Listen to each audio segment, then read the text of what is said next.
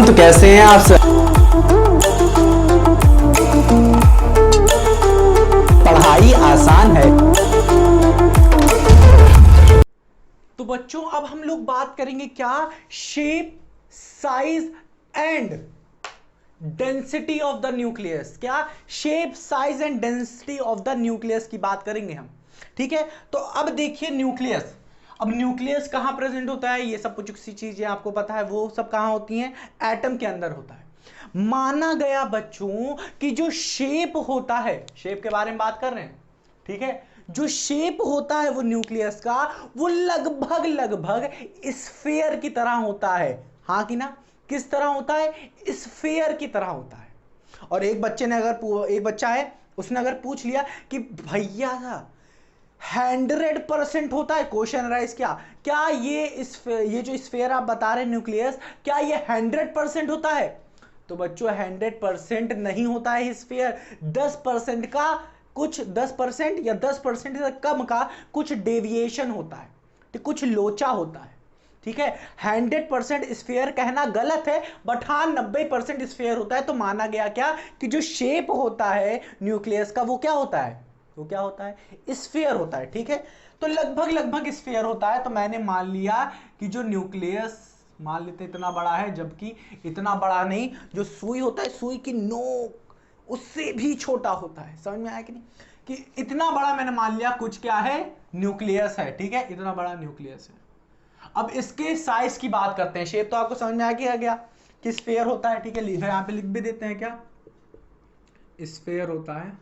ठीक है, नॉट 100% लिख देते हैं, नॉट 100%।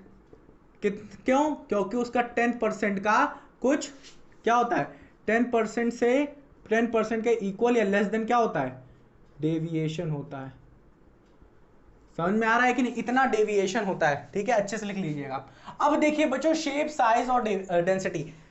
शेप हो गया, आप साइज की बात करते हैं। साइज मतलब क्या, कि न्यूक्लियस का साइज भाई साहब कितना बड़ा होता है, अगर एग्जाम में आ गया, आता भी है इस पे क्वेश्चन।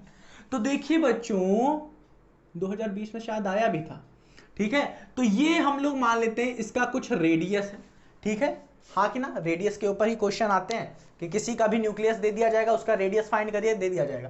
तो इसे अच्छे से समझिएगा, बहुत ही पुचुक सा टॉपिक है, बहुत ही सरल सा टॉपिक है। समझ में आया कि नहीं? तो ये हम लोग मान लेते हैं ये है हमारा कोई न्यूक्लियस है। ठीक है, कोई न्यूक्लियस है, किसी भी एलिमेंट का न्यूक्लियस है। याद रखिए, अलग अलग एलिमेंट का अलग अलग न्यूक्लियस का रेडियस होगा। अब देखिए हमें ही ले लीजिए, हमारा साइज, ठीक है, हमारी हर एक चीज क्या है, अलग है।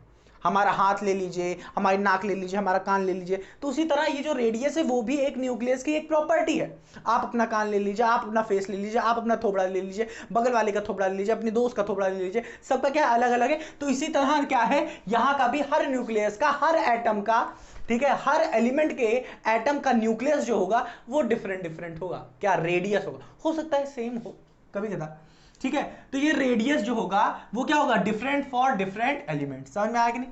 अब देखिए वॉल्यूम ऑफ स्फीयर, यहां पे बात करते हैं स्फीयर का वॉल्यूम क्या होता है। 9th क्लास से पढ़ते आ रहे हैं मेंसुरेशन में कि स्फीयर का जो वॉल्यूम होता है, वॉल्यूम ऑफ स्फीयर वो क्या होता है, 4/3 πr³। पढ़ा है कि नहीं? बहुत सिंपल चीज यहां पे यूज होगी और वैसे ही निकल आएगी। क्या होती है, वॉल्यूम ऑफ स्फीयर 4/3 πr³ होती है। और जो हमने मान के रखा है जो न्यूक्लियस का साइज होती है वो भी क्या होती है, स्फीयर की तरह होता है। तो हम लोग यहाँ पे वॉल्यूम ऑफ न्यूक्लियस मान लेंगे, क्या है, 4/3 πr³। ये क्या है, न्यूक्लियस, और न्यूक्लियस का रेडियस में मान के रखा हूं r, जो कि in the shape of sphere है। तो ये फॉर्मूला अप्लाई हो सकता है। ठीक है, समझ में आ रहा है, बस 10% का डेविएशन है, तो इसे नहीं माना गया, निगलेक्ट कर दिया गया। समझ में आया कि नहीं? अब रेडियस मैंने आर मानी है, तो सेम आर यहां पे रखा जाएगा, रेडियस जो आर है। इतना समझ में आया कि नहीं? अब यहां से हम लोग कॉन्सेप्ट की चीज उठाएंगे। क्या है, एक्सपेरिमेंटली देखा गया, ऑब्जर्व किया गया कि जो वॉल्यूम ऑफ न्यूक्लियस है, न्यूक्लियस का जो वॉल्यूम है, ठीक है, वो डायरेक्टली प्रोपोर्शनल है। ये प्रोपोर्शनैलिटी साइन लिखा है, डायरेक्टली यहां पे आप लिख सकते हैं, volume of nucleus is directly proportional to the number of nucleons in the nucleus. मतलब प्रोटॉन और न्यूट्रॉन पे डिपेंड करता है। अब आराम से देखते हैं, समझते हैं, एक्सपेरिमेंट करते हैं। यहां पे देखिए, अगर आप बैलून लेके आइए, बैलून में जितनी हवा भरेंगे वो फूलता जाएगा, ठीक है, उसमें उसको फुलाते जाओ फुलाते जाओ फुलाते जाओ, हवा भरते जाओ भरते जाओ भरते जाओ, जितना ज्यादा हवा भरेंगे उतना ज्यादा क्या होगा, गुब्बारा फूलेगा।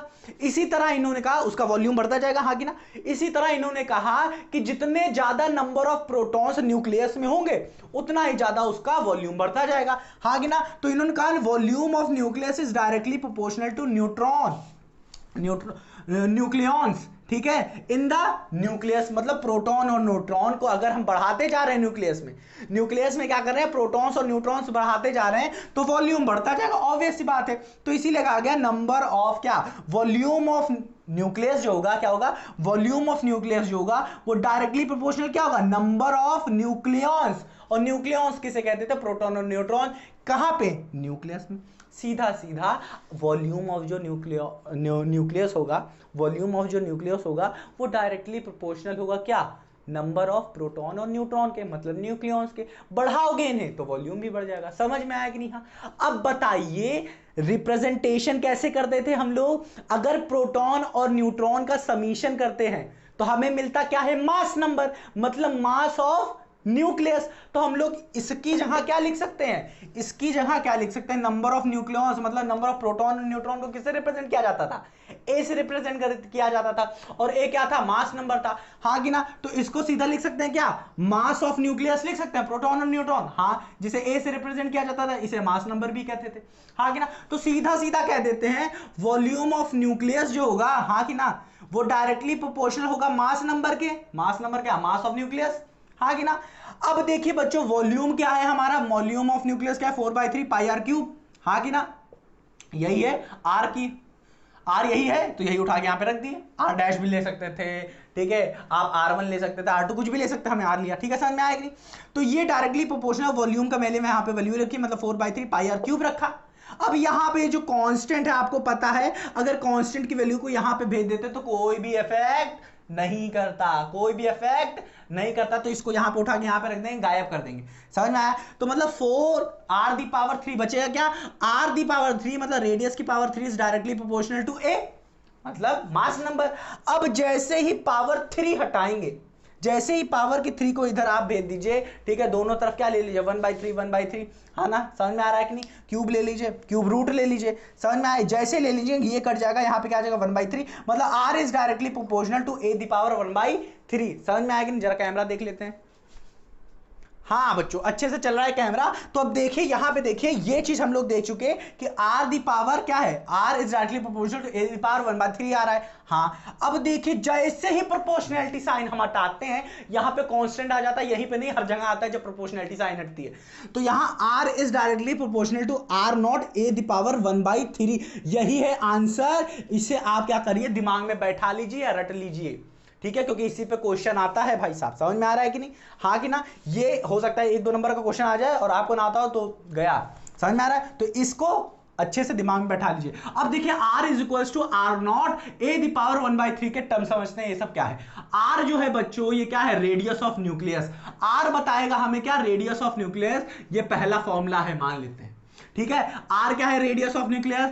r0 यहां पे क्या है, कांस्टेंट फॉर ऑल न्यूक्लियस, कोई भी एलिमेंट का न्यूक्लियस ले लीजिए आप, उसके लिए r0 की वैल्यू सेम रहेगी, मतलब कांस्टेंट रहेगी।